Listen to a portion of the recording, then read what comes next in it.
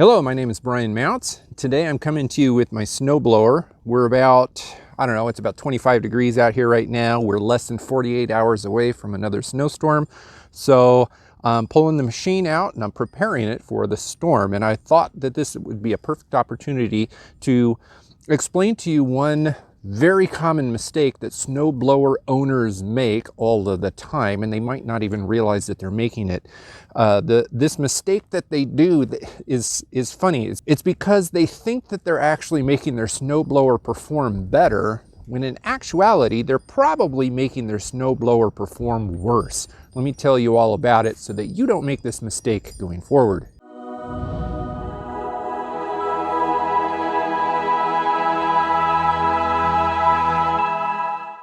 All right, so if you're new to this channel, my name's Brian Mounts. I run turfmechanic.com. Most of my videos have to do with lawn care, a little bit of gardening stuff, but during the winter, there's not a lot to do in the lawn, but we have all of these lawn tools sitting around. For me, in my garage, I use battery equipment almost exclusively. So this is my Greenworks Pro 80 volt single stage snowblower. We don't get 2 feet of snow regularly around here, so the single stage works just fine for me. That is beside the point, however. These are still snowblowers and they all perform generally the same thing. We sweep the snow off the ground and we spit it out. Regardless of what snowblower you use, whether it's battery or gas, single stage or 2-stage, they all have this little chute up here and it picks the snow up and shoots it out. So of course you got to think to yourself, it's going to shoot out faster if there's less friction in the chute. So the most common thing that people do to make their snowblowers perform better is they spray this chute down with a lubricant. Now it is incredibly easy to go out onto YouTube or onto Google and find lots of professionals out there and enthusiasts out there who tell you to just pick up PAM right out of your kitchen and come and spray it down with that, because that is a lubricant and it is super duper slippery. Of course, we all use it. It's also biodegradable and it's non-toxic. I mean, you could spray it in your mouth and eat it. It probably wouldn't be the best idea, but you probably could.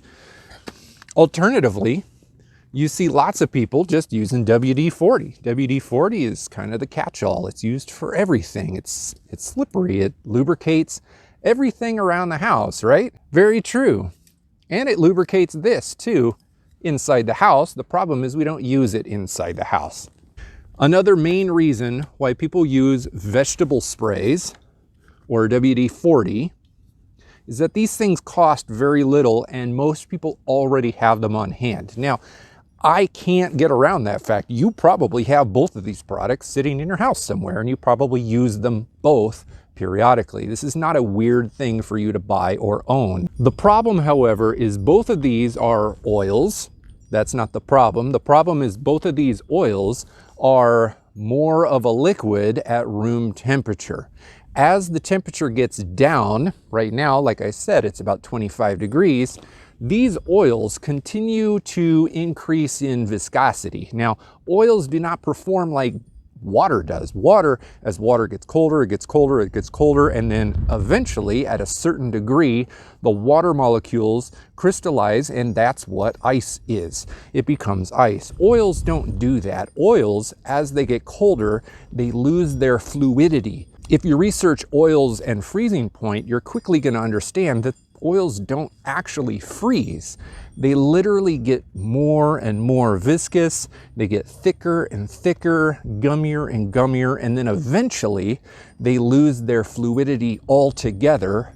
What do they call it? Their pouring point? They have a pouring point. At some point in coldness, they can't be poured anymore. They're basically a solid. They don't actually freeze, they just slowly solidify. Now, these products, this PAM is a mixture of canola oil, palm oil, and coconut oil. All of those are essentially vegetable oils, and even coconut oil becomes more of a solid even at room temperature, or let's say a cold room temperature. These products, although they might be slippery and very fluid inside the house, Once you come out into a setting where you're blowing snow, it's likely that you're in a scenario like this, where there's literally snow and ice on the ground. The machine itself is freezing to the touch. This stuff loses its slipperiness as it becomes more and more of a solid. Not only does this stuff, and this stuff as well, WD-40 is basically a mineral oil. It's based on a mineral oil. There are a handful of things in it, but the oil in it is a mineral oil type product that also starts becoming a little bit more gummy as we get into freezing temperatures. Not like polar temperatures, but regular freezing temperatures. It starts gumming up.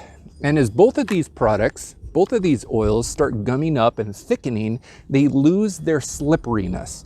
So if we're spraying it inside on the blades or inside the chute or inside the entire entrance area for snow here, they might go on slippery, but then once you go out, they're gonna get super duper cold very, very fast, and they're gonna lose all of their slipperiness. And in fact, they're gonna start getting gummy and sticky, and dirt and things are gonna muck it up. And over a few minutes, I mean, we're talking minutes, the machine is no longer going to be performing better. It's actually gonna be performing worse, simply because you sprayed these lubricants. It's too cold for these products. So although they are cheap and readily available, and you probably already own them, they're not really going to make your snowblower perform better. This is a product that I use on my lawnmowers. This is Clean Machine. It is a non-stick mower protectant, and it uses the DuPont Teflon product in it. I mean, that's basically their brand name for a silicone lubricant. Any store, Walmart, Target, Amazon, wherever you go, you're going to be able to find silicone-based lubricants. There's various forms of silicone, but silicone can be an oil, and when it's an oil, it will eventually solidify, but at extremely cold temperatures, much colder than these products. They will remain a fluid in regular freezing temperatures that we experience outside when we're dealing with snow or clearing our driveways or sidewalks of snow. These products cost more than those, and they're more one-use or two-use kinds of products. You're not going to be using these all the time throughout the year like you are cooking spray or WD-40. That's a reason why these products tend to be a little bit more expensive and less likely to be purchased by people. But in the case of a snowblower, they work much better than those, because as you spray it inside and then you come outside into the cold weather, it is literally going to stay slippery. Both of these products repel water, just like cooking oil, just like WD-40. WD-40, being a mineral oil, will repel water just like canola oil, but it will also repel water just like silicone-based lubricants as well. Obviously, WD-40 is more toxic than canola oil. This is mostly canola oil. So that's a negative for WD-40, and that's a huge positive for PAM here. But PAM is just not going to give you the results that you're wanting. These products are nowhere near as environmentally friendly as PAM, but if what you are trying to achieve is having the lubrication in your machine to be able to make it perform better, nobody wants to be running their snowblower and have it bogged down or stall because it gets clogged. The entire point of running the snowblower is to make clearing snow off your driveway and sidewalks easier. That's what these products are going to achieve. Now, there are some downsides to these outside of the fact that you're using silicone-based oil. These products are not going to adhere to the paint. So as you tip your machine over, there's paint on the inside. So you're going to have to reapply these just as frequently as you'll have to reapply these. The simple act of using the machine is going to strip the oil, strip the product, whatever product you use, off. So over time, every session or so, you're going to have to reapply anyway. So that's not really different here. However, you are getting the benefit. These silicone-based things actually adhere to porous materials like this. Since I use a battery machine, it's a little bit smaller. This is kind of a rubbery material. It will adhere to this better than that. It will also adhere to plastic pieces. So for instance, on this machine, my entire chute is plastic. So these materials are actually going to adhere to this better. I'm still going to be reapplying this stuff every time that the snow comes down, because if I'm outside for 30 minutes blowing snow, just the friction of snow like running through the machine is going to remove a lot of the product every session. So you're still going to have to reapply, but it will perform better on these plastic pieces or rubberized pieces, basically pieces that are porous. Metal, not being porous and covered in paint, these products are going to come off quicker. Now, generally speaking, these do cost a little bit more, but we're not talking like exorbitant sums of money.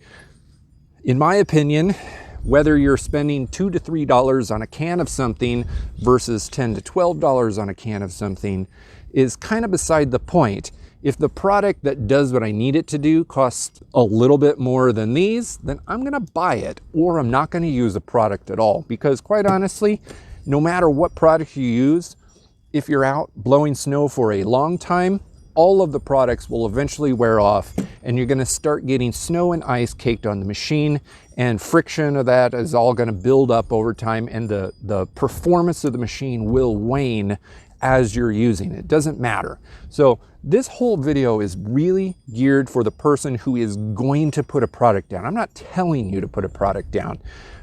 These things will work without products, but if you're going to put a product down to make it work better, at least use the product that's intended for it. Now, like I said, this is what I use for lawnmowers. It's a silicone. This is also a silicone lubricant. DuPont makes their own snow and ice formulation of this, which is going to be better for extremely cold temperatures. Around here, like I said, it's about 25 now. Tonight, it's supposed to get down to about 15, I don't know, maybe 13 or so. These products are going to hold up just fine. But let's say you're like in North Dakota, you know, dealing with negative 25 in the morning. At that point, I would definitely not use Clean Machine, and I would start using their snow and ice product as well. I'll link to it down in the description below, but I don't stock it here at my house because we don't get temperatures that low. If you found this video helpful, that's my goal. Hit that like button if you did. Also down in the description below, I've got a couple links over to my website where I talk about the ice melts that we use. If you're blowing snow, you know that you're never going to get that last little bit of snow off the ground because machines have these little sliders on the bottom to kind of protect the machine and the ground. After you blow the snow, it's pretty common to put down ice melt to get that last layer cleared off, or at least help the sun clear it all off. I've got a couple articles and videos here on this channel about ice melts and what they do, what they're safe for, and which one you should probably choose. Make sure to take a look at those. And thank you very much for your time. I hope to see you in the next video.